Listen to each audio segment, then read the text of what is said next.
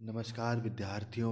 मैं अरविंद सुलानिया, सहायक आचार्य इतिहास, राजकीय महाविद्यालय श्री गंगानगर आज आपको आधुनिक भारत के इतिहास के अंतर्गत भारत में सांप्रदायिक राजनीति का विकास क्यों हुआ, इस विषय पर अपने विचार रखूंगा। सांप्रदायिकता एक आधुनिक विचारधारा और राजनीतिक प्रवृत्ति है जिसकी सामाजिक जड़ें और इसके सामाजिक, आर्थिक और राजनीतिक लक्ष्यों को भारतीय इतिहास के आधुनिक काल में खोजा जा सकता है। यह आधुनिक सामाजिक समूह, वर्गों एवं ताकतों की सामाजिक आकांक्षाओं को व्यक्त करती है और उनकी राजनीतिक जरूरतों की पूर्ति करती है। सांप्रदायिकता का सामाजिक आधार उस उभरते हुए मध्यम वर्ग पर आधारित था जो तत्कालीन परिस्थितियों के वातावरण में अपने धार्मिक हितों के साथ अपने आर्थिक हितों को ढूंढ रहा था। सांप्रदायिकता एक समुदाय के आर्थिक, राजनीतिक, सामाजिक और सांस्कृतिक हितों को दूसरे समुदाय के हितों से प्रमुख मानती है, जिसमें समुदाय के बीच विवादों का उदय होता है। W.C. स्मिथ का मानना है कि सांप्रदायिकता एक ऐसी विचारधारा है जो हर धर्म के समूह के सामाजिक, राजनीतिक और आर्थिक आयुओं पर बल देती है तथा इन समूह के आपसी प्रतिरोध को उजागर करती है।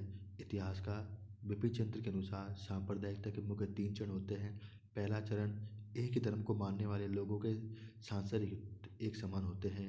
यह संप्रदाय के उदय का पहला आधार है। दूसरा, भारतीय जैसे बहुभाषी समाज में एक धर्म के अनुयायियों के हित अन्य धर्म के अनुयायियों से अलग होते हैं। यह उदार सांप्रदायिकता का चरण है। तीसरा चरण, जब ये मान लिया जाता है कि विभिन्न धर्मों के अनुयायियों और समुदायों के हित एक दूसरे के विरोधी हैं, इसमें उग्रवादी और हिंसक तौर तरीके अपनाए जाते हैं और ये उग्रवादी सांप्रदायिकता का चरण है। भारत सांप्रदायिकता का जन्म उपनिवेशवादी नीतियों तथा उनके विरुद्ध संघर्ष करने की आवश्यकता से उत्पन्न परिवर्तनों के कारण हुआ। अब हम बात करेंगे कि आधुनिक भारत में सांप्रदायिकता का उदय किन कारणों से हुआ या भारत में मुस्लिम सांप्रदायिकता का उदय क्यों हुआ। 19वीं शताब्दी के पूर्वार्ध में भारत में हिंदू मुसलमानों के बीच पर्याप्त सद्भावना थी। वे आपस में एक दूसरे से मिलजुल कर रहते थे। 1857 के विप्लव तक वे कंधे से कंधा मिलाकर अंग्रेजों से लड़े। बहादुर शाह जफर समस्त भारत के बादशाह माने जा रहे थे, परंतु अनेक कारणों से 19वीं शताब्दी के उत्तरार्ध से भारत की राजनीति में सांप्रदायिक भावना का विकास होने लगा। इसने भारतीय राजनीति को भी प्रभावित किया, जिसके परिणामस्वरूप भारत का विभाजन हुआ। भारतीय राजनीति में सांप्रदायिकता के उदय के लिए अनेक कारण हैं। हम एक एक करके इन कारणों का विश्लेषण करेंगे। प्रथम कारण के अंतर्गत मुसलमानों का आर्थिक और सांस्कृतिक व सामाजिक पिछड़ापन भारत में सांप्रदायिकता के उदय का एक कारण है। मुसलमानों का आर्थिक एवं सांस्कृतिक पिछड़ापन भी सांप्रदायिकता को उभारने में सहायक सिद्ध हुआ। सरकार की आर्थिक नीतियों का मुसलमान पर बुरा प्रभाव पड़ा। बंगाल की स्थायी भूमि व्यवस्था ने पुराने भूमिपतियों को, जिनमें अनेक मुसलमान थे, नष्ट कर दिया।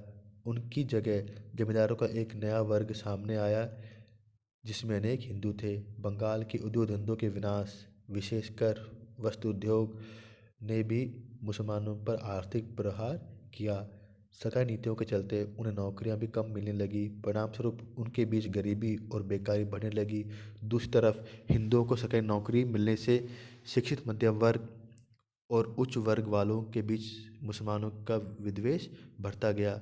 वे हिंदुओं को ही अपनी गरीबी और पतन के जिम्मेदार मानने लगे। इस प्रकार मुसलमान अपनी रूढ़िवादिता और कट्टरता के चलते आधुनिक पाश्चात्य शिक्षा के विकास का लाभ नहीं ले सके, जबकि हिंदुओं ने इसका पूरा लाभ लिया। इस कारण हिंदुओं की अपेक्षा मुसलमानों में शिक्षित वर्ग या अंग्रेजी पढ़े लिखे लोगों की संख्या बहुत कम रह गई और वे सरकारी नौकरी में पिछड़ते चले गए।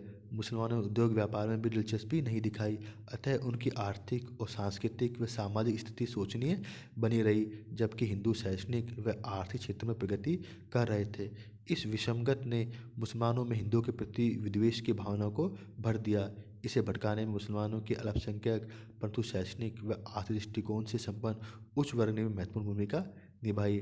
वे आसानी से गरीब और अशिक्षित मुसलमान जनता के रहनुमा बनकर अपने स्वार्थों की सुरक्षा के लिए अंग्रेजी षड्यंत्र के शिकार बन बैठे। इन लोगों ने अंग्रेजों के प्रति अपनी निष्ठा बनाए रखने, अपने लिए सुविधा और अधिकारों की मांग की। इन सब के चलते हिंदू मुसलमानों की एकता में दरार पड़ती चली गई। अन्य कारणों में अंग्रेजों की फूट डालो और शासन करो की नीति भी सामने आई। भारत में सांप्रदायिकता के उदय में अंग्रेजों की फूट डालो और राज करो की नीति काफ़ी अधिक हद तक जिम्मेदार मानी जा सकती है। 1857 के विद्रोह में मुगल बादशाह को नेतृत्व प्रदान करने से अंग्रेजों के दिमाग में मुसलमानों के प्रति क्रोध उभर गया।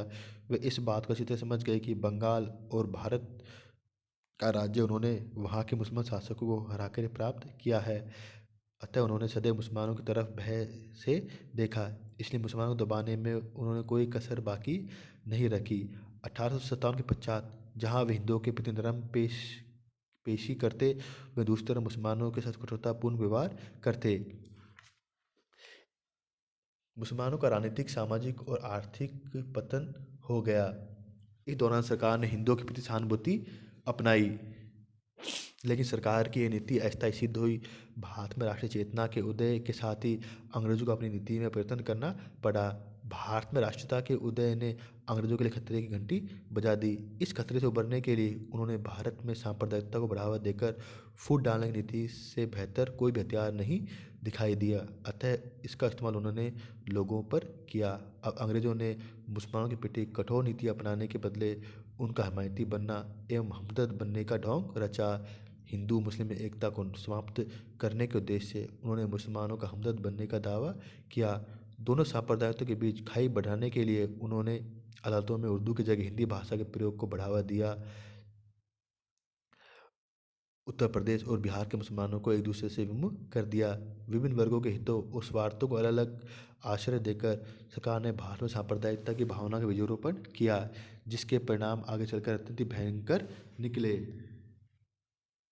भारत में मुस्लिम सांप्रदायिकता के उदय में एक कारण भारतीय इतिहास लेखन के द्वारा सांप्रदायिकता को बढ़ावा था। अंग्रेज इतिहासकारों ने हिंदू मुसलमानों फूट को बढ़ावा देने और ब्रिटिश साम्राज्यवाद की जड़ों को सुदृढ़ करने के उद्देश्य से भारतीय इतिहास की व्याख्या इस तरह से की जिस सांप्रदायिकता को बढ़ावा मिल सके। बाद में विभिन्न भारतीय इतिहासकारों ने भी इसका अनुसरण करते हुए प्राचीन भारत को हिंदू काल तथा मध्यकालीन भारत को मुस्लिम काल की संज्ञा दी। मध्यकालीन शासकों ने आपसी संघर्ष को इन इतिहासकारों ने हिंदू मुस्लिम संघर्ष का रूप में देकर भारतीय हिंदू और मुसलमानों के मध्य वैमनस्य की भावना पैदा कर दी। 19वीं व 20वीं शताब्दी के धार्मिक सुधार व सामाजिक सुधार आंदोलन ने भी कहीं न कहीं भारत में सांप्रदायिक की भावना का किया। 19वीं व 20वीं शताब्दी में प्राय प्रत्येक धर्म हिंदू, सिख, ईसाई, पारसी में धर्म सुधार आंदोलन हुए। इन धर्म सुधार और समाज सुधार आंदोलन की विशेषता ये थी कि इन्होंने अपने अपने धर्मों के गौरव को बढ़ाने पर जोर दिया। ब्रह्म समाज, Arya Samaj, theosophical society, Ramakrishna mission ने वैदिक धर्म और सिद्धांतों का प्रचार किया, जिसका विदेशी जातियों से कोई संबंध नहीं था। विशुद्ध हिंदू धर्म के पुनरुत्थान का नारा इन लोगों ने दिया। इस प्रकार मुसलमानों के बीच वहाबी और अहमदिया आंदोलन हुए, जिनका मुख्य उद्देश्य इस्लाम को इसके वास्तविक रूप में स्थापित करना था। जहाँ हिंदू धर्म सुधार आर्य धर्म की श्रेष्ठता स्थापित करने को व्याकुल थे, तो वहीं मुस्लिम सभी गैर मुसलमानों के प्रति धर्म युद्ध का नारा देकर इस देश में दार उल इस्लाम की स्थापना करना चाहते थे। परिणाम स्वरूप दोनों ही एक दूसरे को अविश्वास व शंका की दृष्टि से देखने लगे और इस प्रकार इनके मध्य सांप्रदायिकता की भावना ने प्रवेश कर लिया। इस प्रकार हम देखते हैं कि भारत में मुस्लिम सांप्रदायिकता के उदय में अनेक कारणों का योगदान था।